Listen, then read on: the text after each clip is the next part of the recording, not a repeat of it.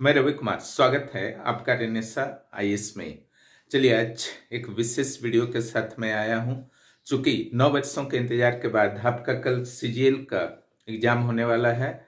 इससे प्रारंभिक और मुख्य परीक्षा कुछ भी नहीं कहा जा सकता है, क्योंकि सिंगल स्टेज एग्जाम है और इस एग्जाम को देने के बाद सीधे फाइनल रिजल्ट आएंगे।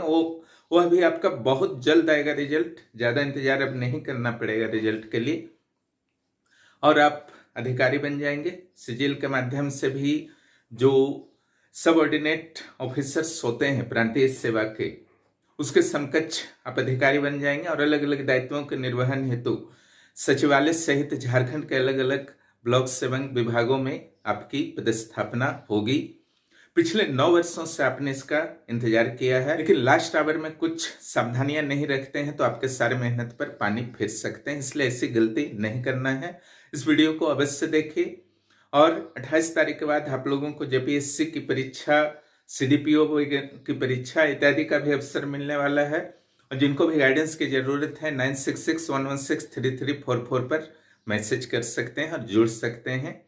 एक भी दिन वेस्ट नहीं कीजिए जब तक कि आपका करियर नहीं बन जाता है। आप अगर सर्विस में भी हैं और हायर पोस्ट पर जाना चाहते हैं तो निश्चित रूप से अपनी इच्छा को, अगर उम्र सीमा में आप हैं तो जरूर पूरा कीजिए, जरूर प्रयास कीजिए, कहीं से कोई नुकसान नहीं होगा।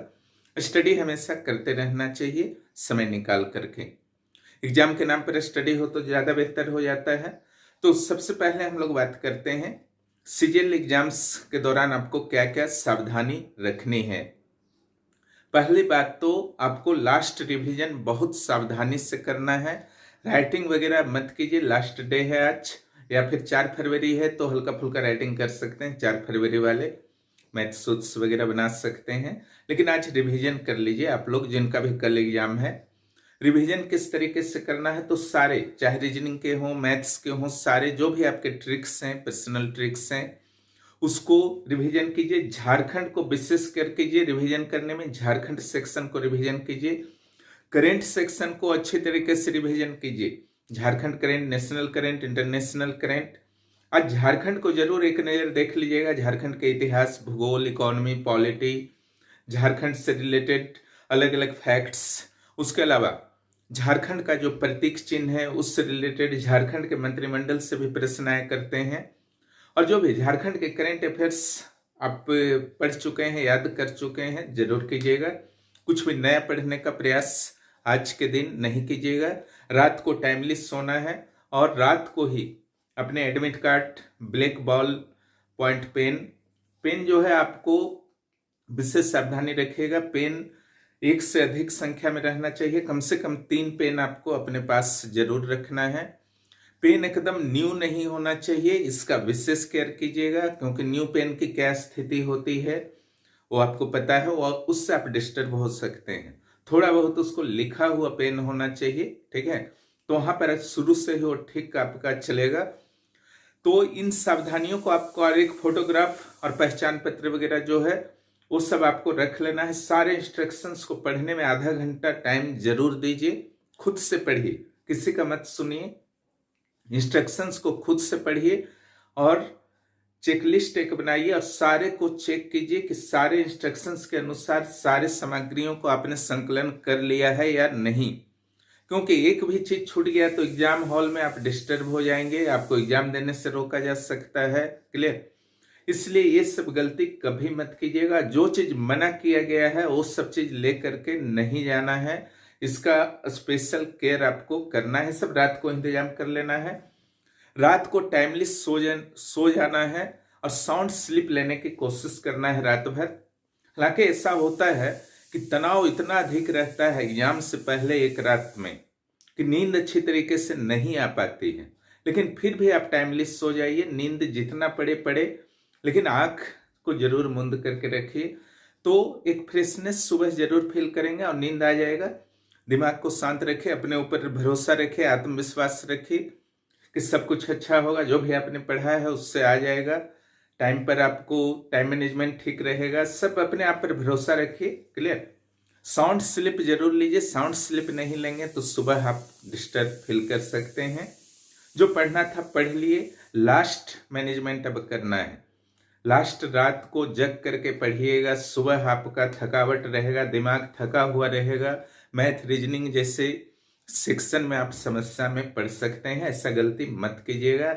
एक क्वेश्चन कम ही बने लेकिन साउंड स्लिप लेना है। प्लस रात को ही आपको इंतजाम कर लेना है, प्लानिंग कर लेनी है कि क्या करना है दिन भर, किस तरीके से अपने आप को एनर्जेटिक बना के रखना है। 3-3 लेवल में आपका 3-3 फेज में आपका एग्जाम होगा एक दिन में, जो बहुत ही थकाऊ होने वाला है। उठने के बाद आपका प्रयास होना चाहिए कि एग्जाम सेंटर जब आप जाते हैं तो 1 घंटा पहले जो है आपको पहुंचना है। अनावश्यक रिवीजन वगैरह का वहां पर टेंशन मत लीजिए, टाइमली वहां पहुंच जाइए। बहुत सारे केस होते हैं कि 5 मिनट 2 मिनट भी लेट होने से वहां पर इन ही नहीं करने दिया जाता है, फिर 9 वर्षों का मेहनत बर्बाद हो गया।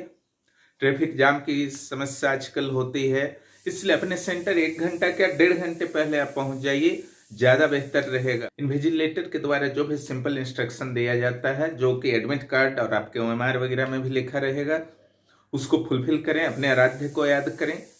जिस भी ईश्वर पर आप विश्वास करते हैं उनको एक बार जरूर याद कर लीजिए। 99% तो आपका मेहनत होता है, लेकिन 1% निश्चित रूप से ईश्वर का साथ होता है। 99% ठीक करेंगे, वो 1% निश्चित रूप से मिलेगा। जैसा कि आपको पता है कि झारखंड सरकार के द्वारा प्रतियोगी परीक्षाओं में अनुचित साधनों के प्रयोग अधिनियम को 2023 में पारित कर दिया गया है। अन्य संस्थाओं के लिए भी तो यहाँ पर बहुत सारे दंड के प्रावधान है और कड़े दंड के प्रावधान है क्वेश्चन लीक वगैरह मामले में, लेकिन छात्रों को भी इस अधिनियम के दायरे में लाया गया है, अभ्यर्थियों को भी लाया गया है। अगर पहली बार कोई नकल करते हुए अभ्यर्थी पकड़ा जाता है तो उसे 1 वर्ष का कैद और 5 लाख की जुर्माना हो सकती है। दूसरी बार पकड़े जाने पर आप देख रहे हैं कि 3 वर्ष की कैद और 10 लाख का जुर्माना हो सकता है। तो बहुत ही कड़ा दंड दिया गया है। अगर दूसरी बार पकड़ा जाता है तो 10 वर्षों के लिए सभी प्रतियोगी परीक्षाओं से वंचित भी किया जा सकता है ना। तो बहुत ही कड़ा प्रावधान है, इसलिए जैसे ही आप एग्जाम हॉल में इन करते हैं अपने सीट्स के आसपास की स्थिति को चेक कर लीजिए। कहीं भी कोई भी कागज वगैरह का टुकड़ा नहीं रहना चाहिए, अच्छी तरीके से आपको चेक कर लेना है।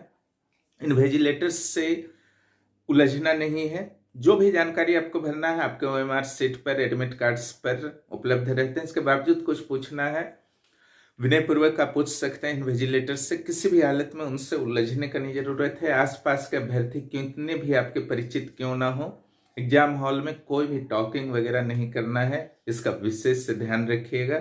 अर्थात आपको अपनी ओर से कोई भी गलती नहीं करनी है। जैसे ही OMR सीट्स वगैरह मिलते हैं उसमें अच्छी तरीके से सावधानी पूर्वक भरिए। 5 मिनट भले ही आपको समय लग जाए, सावधानी पूर्वक भरिए, क्योंकि ये पेन से करना है। एक बार गलत आप कर दिए तो फिर सुधारा नहीं जा सकता और कंप्यूटर आपके OMR सीट को रिजेक्ट कर सकता है, इसका सावधानी रखिए।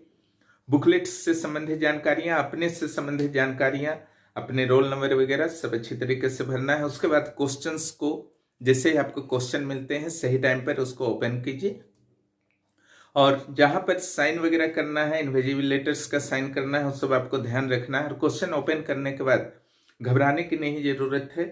अपने आप में आत्मविश्वास रखते हुए जो जो इजी प्रश्न है उसको आप अच्छी तरीके से बना लीजिए। कभी कभी क्या होता है कि 150 क्वेश्चन है कि कुछ ऐसे क्वेश्चन शुरू के 1-2 पेज में आ जाते हैं जो बहुत ही टफ होते हैं और नर्वस होने लगते हैं स्टूडेंट की, तो हमसे तो एक भी नहीं बन रहा है, लेकिन उसके बाद इजी होते हैं। लेकिन इतने नर्वस हो जाते हैं कि इजी क्वेश्चन भी फिर टफ लगने लगता है। ऐसा नहीं करना। हो सकता है 1-2 पेज आपके स्ट्रॉन्ग एरिया से नहीं हो, इसलिए घबराने का नहीं जरूरत है। जो भी इजी है उसको पहले निकाल लीजिए, और जो मॉडरेट है, जो आप प्रयास करेंगे तो बन जाएगा, या 1-2 ऑप्शंस जो है आपको पता है कि गलत है, उस सबको हल्का फुल्का कुछ चिन्हित करते जाइए। क्वेश्चन में छोटा सा कुछ हल्का फुल्का चिन्ह लगा सकते हैं, ज्यादा बड़ा कुछ नहीं करना है। और 100 क्वेश्चन मान लीजिए बन जाता है, और फिर 25 क्वेश्चन मॉडरेट है तो फिर 25 क्वेश्चन को जरूर ट्राई कीजिए। अगर 2 भी आपका रिजेक्ट हो गया है, एलिमिनेशन हो रहा है, एलिमिनेट हो रहा है ऑप्शन, तो जरूर ट्राई कीजिए। 1 भी हो रहा है तो विशेष केस में ट्राई कीजिए। लेकिन चारों का चारों आपको कुछ पता ही नहीं है तो ऐसे क्वेश्चन को टच नहीं करना है, क्योंकि यहाँ पर नेगेटिव मार्किंग की व्यवस्था है, यह आपको नुकसान करेगा। अधिक से अधिक क्वेश्चन का अटेम्प्ट लेने का प्रयास कीजिए। नेगेटिव मार्किंग है इसका अर्थ नहीं है कि आप 50-60 क्वेश्चन 80 क्वेश्चन ही अटेम्प्ट लेकर के आ गए, तो उतना कम में तो ऐसे भी नहीं होने वाला है।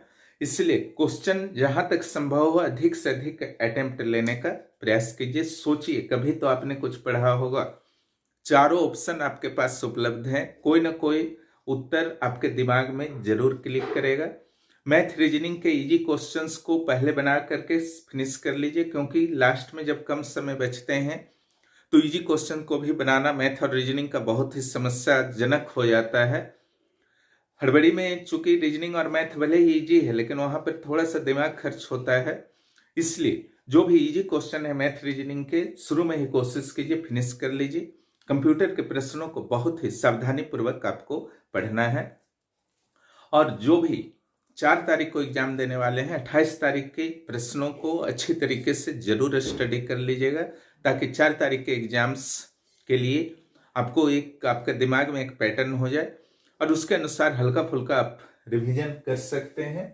और टेक्निकल फॉल्ट नहीं करना है। और जो विशेष ध्यान रखना है कि जो भी आप उत्तर चयन किए हैं, हो सकता है इजी क्वेश्चन 5 नंबर हो, फिर 9 नंबर हो, फिर 11 नंबर हो, तो वहां पर सावधानी रखना है। अगर 11 का बी आपने चयन किया है तो 12 में बी मत कर दीजिएगा, 13 में मत कर दीजिएगा, पहला। दूसरा, जिस क्वेश्चन में आप ए बी सी डी कर रहे हैं, 11 नंबर का बी करना है तो उसको सी में नहीं मार देना है। ये सब सावधानी रखिएगा। लाख सावधानी के बाद भी 1-2 क्वेश्चन ऐसे होते हैं जो आप गलत OMR में भरने के कारण आपके मार्क्स जो है नुकसान होंगे, और नेगेटिव मार्किंग है तो 1.5 गुना आपका नुकसान लगभग हो जाएगा। इसलिए गलती नहीं करने का प्रयास कीजिएगा। सिर्फ और सिर्फ सावधानी से आपका ये हो सकता है। क्लियर? तो ये सब आपको सावधानी रखना था, इन्हीं चीजों पर चर्चा करना था। सारे चीज बोर्ड पर भी लिखा हुआ है, उसको वॉच कर सकते हैं। और एग्जाम हॉल में पूरे कॉन्फिडेंस के साथ जाइए और उसके बाद JPSC और CDPO की तैयारी में लग जाइए। रिजल्ट का फिर टेंशन नहीं लेना है, फिर आगे का प्लानिंग करना है। रिजल्ट फिर देना आयोग का काम है। आपने अच्छा एग्जाम दिया है तो आपका निश्चित रूप से होगा। और अपनी अगली तैयारी में अगर आपका टारगेट है तो जरूर लग जाइए। और NSIS से आपको गाइडेंस की जरूरत महसूस होती है JPSC CDPO के PT या मेंस में, तो जरूर यहाँ से जुड़िए। यहाँ पर तीव्र क्लासेस होते हैं, प्लस टेस्ट की भी निरंतर व्यवस्था है। जो भी इस चैनल पर नए हैं, चैनल को सब्सक्राइब करें और दोस्तों को भी इस चैनल के बारे में जरूर बताइए। वीडियो देखने के लिए बहुत बहुत धन्यवाद।